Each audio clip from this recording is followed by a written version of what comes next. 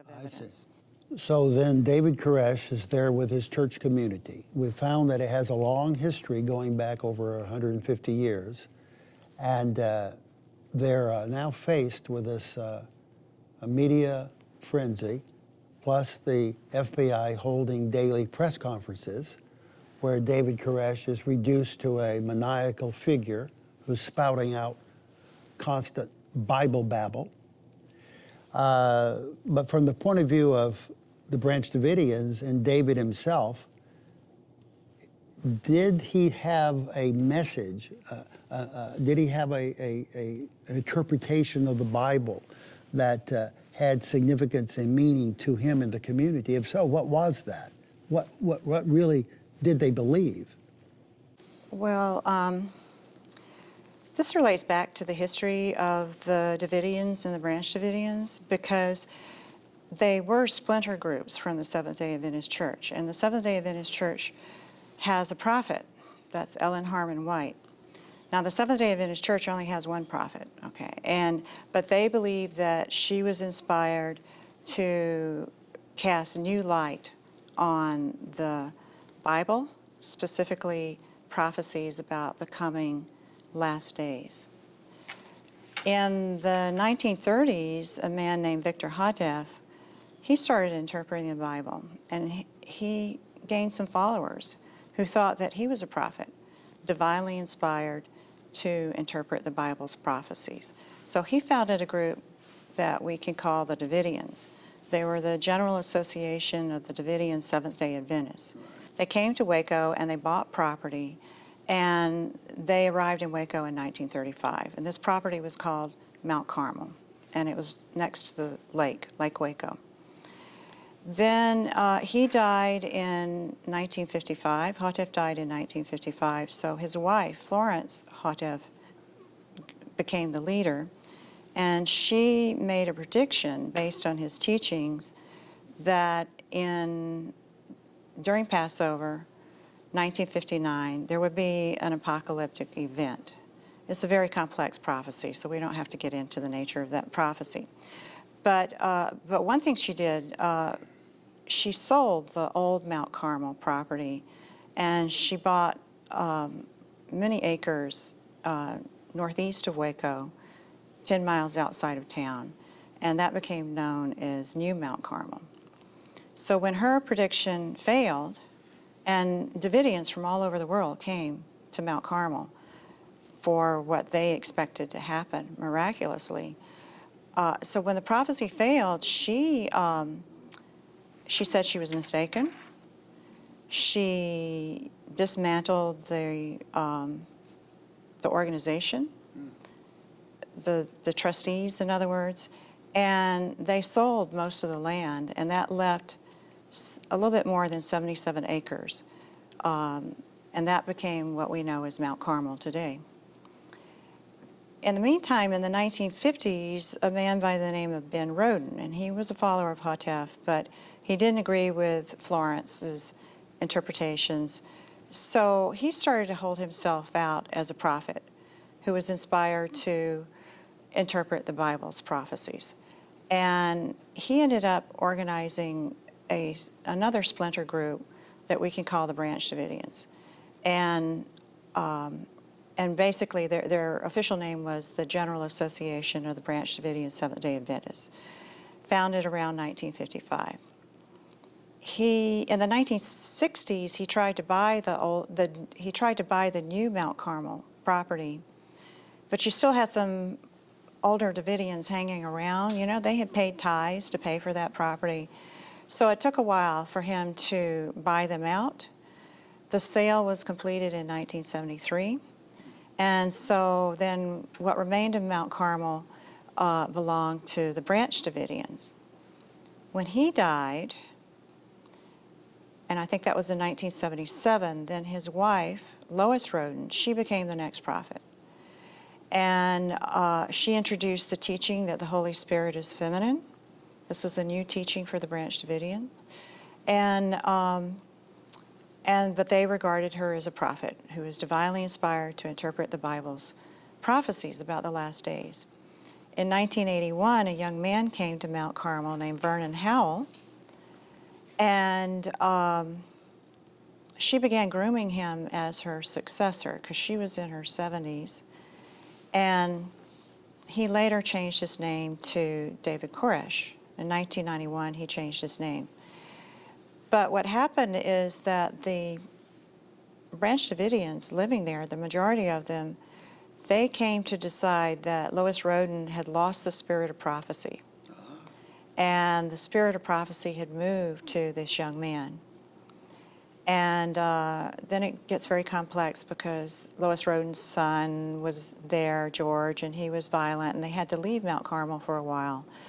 But ultimately, most of the Branch Davidians followed this young man, and they lived at a camp outside Palestine, Texas for a while, and they were able to move back onto the property in 1988. So there's a distinction between the Davidians, who are the followers of Victor Houteff and then later Florence Houteff, and then the Branch Davidians that started with Ben Roden and continued through David Koresh. And I think what this shows, it's so important, is David didn't just pop up one day and decide, I'm a crazy cult leader.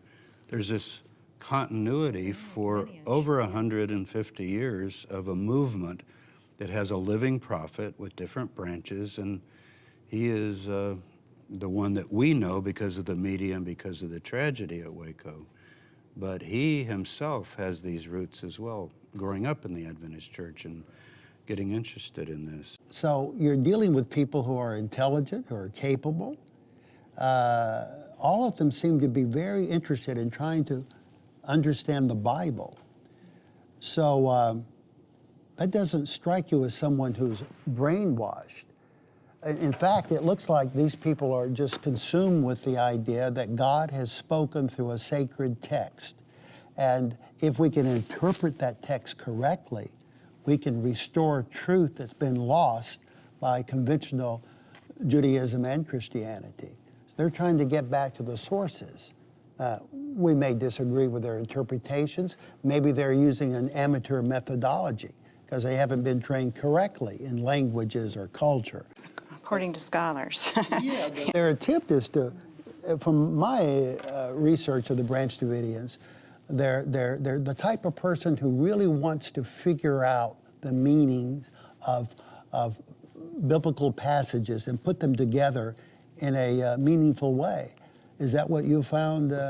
They're also restorationists. That is, they have a whole narrative. This goes back to the Seventh-day Adventists, again, the parent organization, that Martin Luther began to reform and made certain steps, and John Wesley and Knox and Alexander Campbell. These are like steps. And then Ellen G. White came along, and you've got to talk about what she restored. The big thing was the seventh-day Sabbath, that the church went to Sunday, which they see as a pagan, Babylonian kind of a holy day. Day of the sun. And Jesus and the early Christians kept the seventh day. They were Jews. And so she restored that. And then for Koresh, after that, Houteff comes along. He breaks from that church, and he says, but there's also the kingdom of God on earth. Passages like Isaiah 2 that pictures this millennial period on earth. We need to teach that, so we're going to restore that. And then the Rodens come along, and they restore the feast days, Passover, Pentecost. This came up a lot during the siege, because who's heard of these things if you're not Jewish? You don't know the details. So it sounds almost like they're a Judeo-Christian group, but they would see it as, no, we're not a Judeo-Christian group. They're not. They had one Jew, I think, that was Pablo Cohen, an Israeli. So they're not Jewish as we would normally call them Jews, but they would essentially say, we're going back to restore the original truths of Jesus Christ. So to them, they're actually going to authentic original Christianity. They're convinced of that. If you remember, what David finally claimed really trumps any of those former prophets, because he was willing to admit that Ellen G. White was a prophetess, Ben Roden and Lois and Victor Houteff before that. But he said that he was the seventh. It's translated angel in the Bible, but it means messenger. That there would be 7 messengers, and he was the 7th. So he opened the book of Revelation, chapter 10, and he actually found himself mentioned in chapter 10 of Revelation and other places as the 7th final and the final messenger. And you ask, like, what would cause these people to be so wedded to him and want to stay no matter what? Because he convinced them that he was that messenger. Now, how did he do it? He didn't work any miracles. He wasn't really an amazingly charismatic speaker like you picture a television evangelist with thousands of people. He would just sit with people and say, well, let's look at the text, let's study the Bible. What does it say about this 7th messenger? That he will know all the mysteries of the prophets, and it'll be in the last days and so forth. So what David said basically was, I will take you through the entire Bible, but particularly the prophets. This is like Isaiah, Micah, Habakkuk, Nahum, Zephaniah. He had all of these memorized. And I think Adventists, most of the members came from Adventist backgrounds, not all of them, but wherever they came from, they knew a little about these things. But how many people have read Habakkuk lately? How many people could just quote Zephaniah or Zechariah? Or the Psalms or even. the Psalms or the book of Revelation or the book of Daniel. Now, David said he had a vision in Israel in 1985 where he ate the book. It's kind of a weird imagery. Which book is this that he ate? We think he says in one of his sermons that it's the book of Daniel. But that book contains all references to all the others. So what he did is he pulled together everything else. So it wouldn't be like you ate the whole Bible. Now, what is this eating the Bible? It's actually from the book of Ezekiel. It means to totally absorb your message so that you literally eat it. And he said it's bitter in your belly, but also sweet in your mouth. And so David would say, I've got a bitter message, but it's also a sweet message because it's going to save the world. So these people have studied with him hours upon hours. And when Phil and I got interested in trying to help, we spent hours, we got hold of tapes of David teaching his followers to kind of tutor ourselves. And I'll have to say, I mean, I have a PhD in biblical studies, and I'm not a Davidian, and I don't think David Koresh was a Messiah, anything like that. But I got a glimpse of what he was able to do with those texts. I remember listening once for several hours. He went from Isaiah 40 through 66. And those are texts I know pretty well. I deal with them. Jesus quotes them a lot. They're in my work. And I will have to say, he had pulled out of those things images and associations that I could see how some I had never really thought of. And this is the way he was. And he would, I'll give you a real easy example. He would say things like, turn to Psalm 40. Psalm 40, you probably haven't read it lately. It's about the Messiah. Messiah doesn't mean Jesus Christ. It means the chosen one, the anointed one. And he starts reading it. And it is about somebody. It says this person speaks, I listen to God. I hear God morning by morning. He wakens my ear. I hear his voice. But then it goes on to say, my sins are more than the hairs of my head. And David would say, and it was very dramatic. On the tapes, he would do something like this. So, if that's me, and I'm the Messiah, I'm a sinful Messiah. Some of you think it's Jesus, but wasn't Jesus without sin, according to and remember, the Davidians are Christians. They believe in Jesus Christ. They think he's the Son of God. They think he's the Messiah. But they believe there'll be a latter-day Messiah, a sinful Messiah. We're talking about all these interpretations of David Koresh and who he thought he was and the figure and so forth. And we've touched on this a bit, but he also had practices that were embedded in that theology, but they sound pretty shocking to people. He marries Rachel, that's fine. He has his wife. She was 14, which was legal with parental permission. So what are Tell it. I know you've worked a lot on this with the talk Well- to the members, and what's going on there, and how does he justify it? Well, he began to take additional wives, obviously not legal wives, but these were young women that he married in the group, quote, married, and he began in 1986. Now, the first, and he did this, especially when they were young, say 14 and younger. He was aiming to have 24 children for a particular purpose. So what's the origin of this idea that he was supposed to have 24 children? This figure in the Psalms, Psalm 45, has many wives and children. So if he's the figure, he's got to have many wives and children. I would say a prophet and more than a prophet, because since you're the seventh, you're the last. And the text says, whoever that seventh messenger is, to him will be made known all the mysteries of the prophets. So this is the final revelator. Jesus would have been the preliminary revelator that brought the truth for his day. But they quoted Jesus. He said, I have a lot of other things that I could tell you, but it's not time for that. So the Davidians picked up on that and said, well, at the end time, this will come out. So they thought he was a Messiah, a Christ, but not Jesus. Yeah, I think that David identified several titles of this figure in the last day that would come. Yes. You'd have the seventh messenger. Also, you would have the Lamb. The Lamb. The Lamb would be the one that could interpret all these mysteries according to the prophets. Yes. Began to see himself as the Lamb. Now, Jesus in traditional Christianity is considered to be the Lamb. But in this case, David thinks there's a Lamb that comes at the very end time in the book of Revelation and would be identified with that seventh messenger.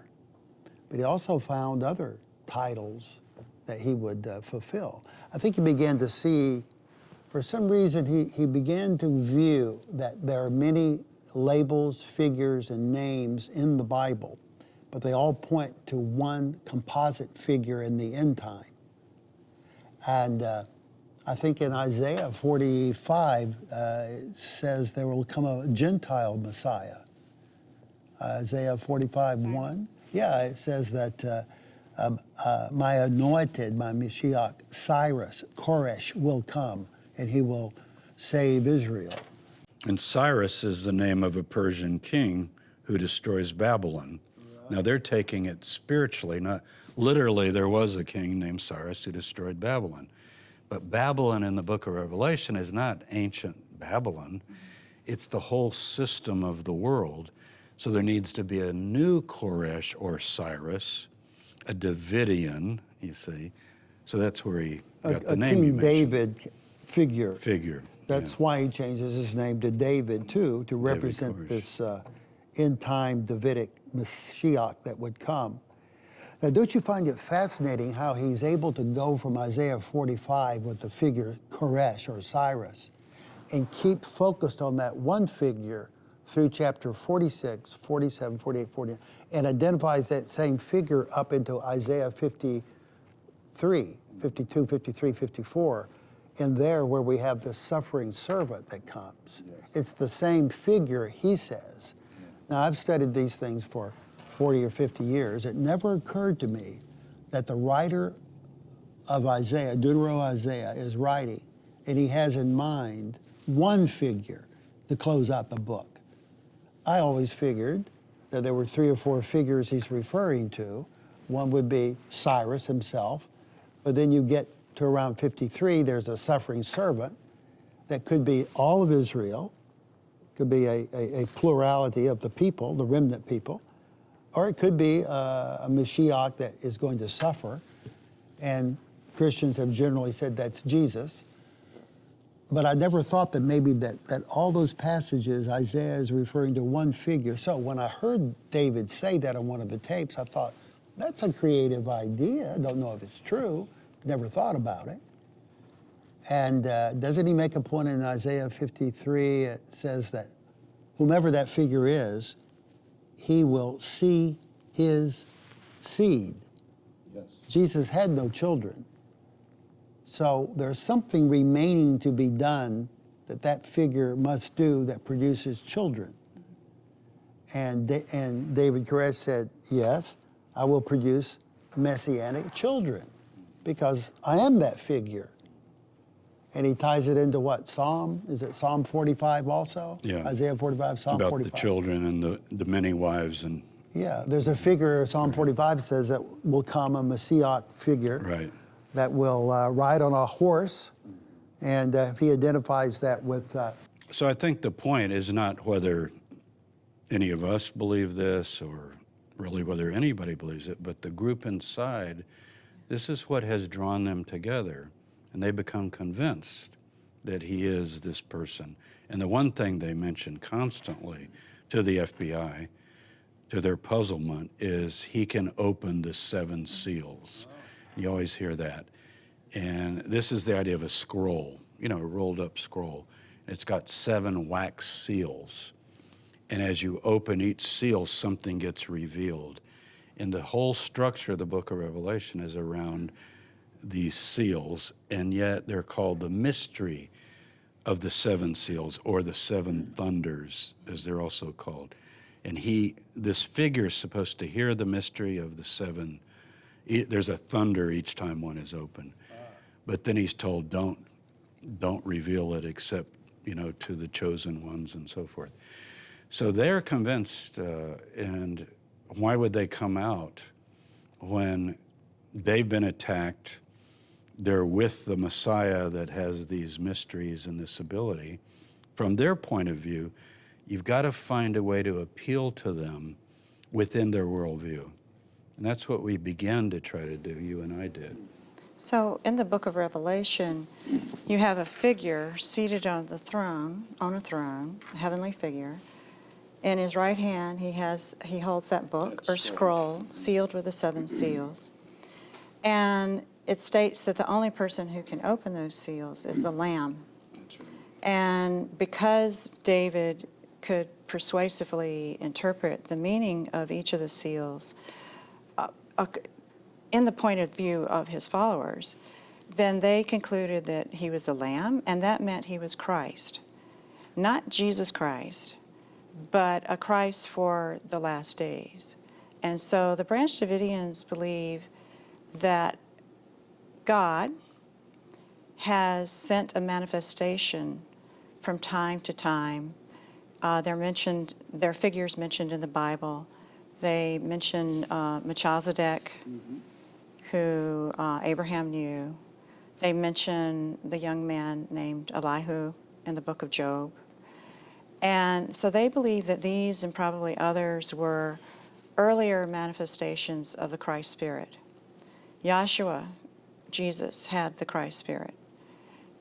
But David Koresh also has the Christ Spirit, and he's the Christ for the last days. So they believe there's a Father. They believe there's a Mother. That's the Holy Spirit.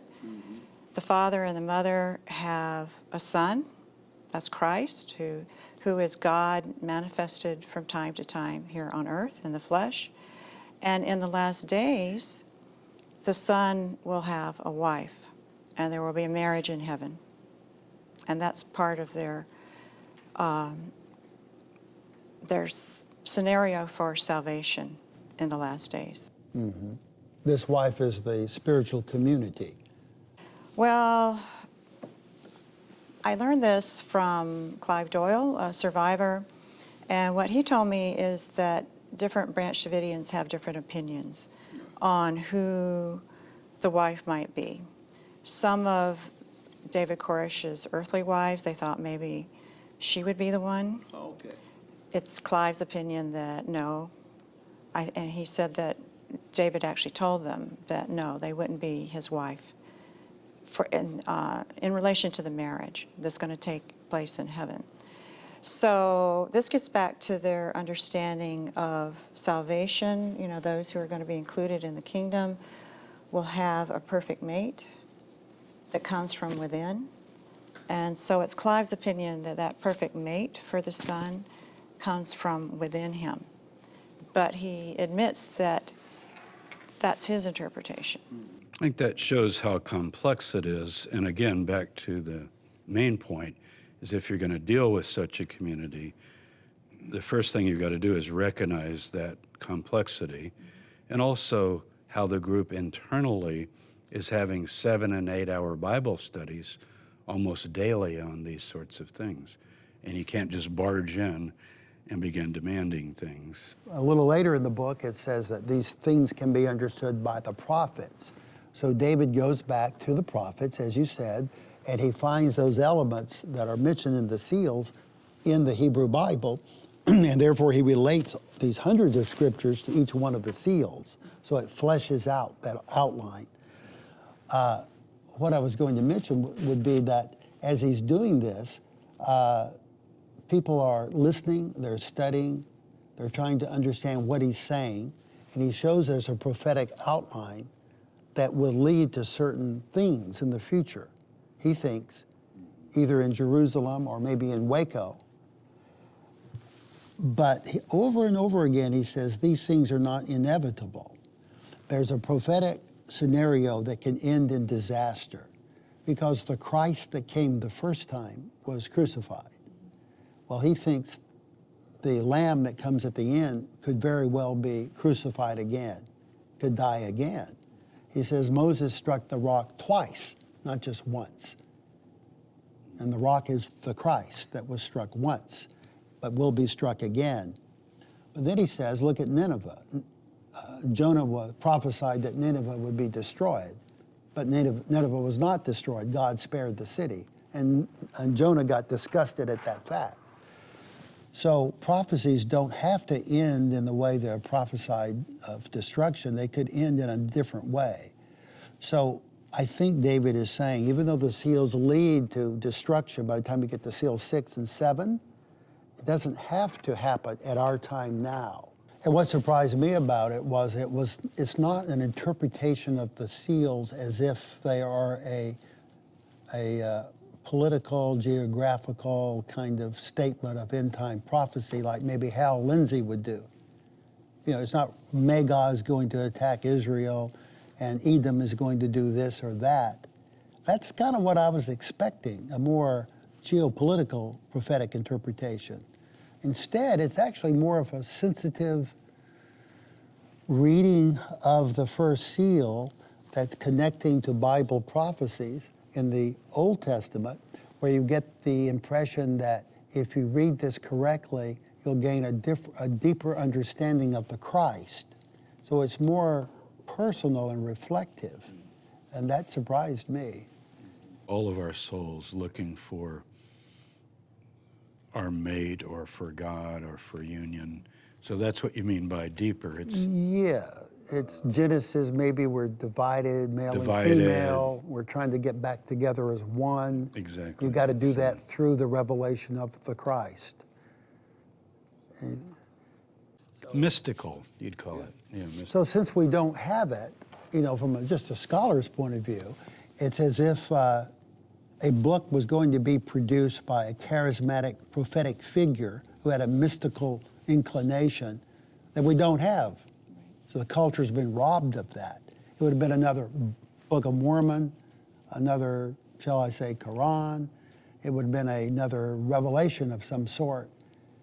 So I'm intrigued and curious as to what else he would have produced over the next 6 seals. And we'll never know. Why don't we know? Because on Monday the 19th, early that morning, what began to happen?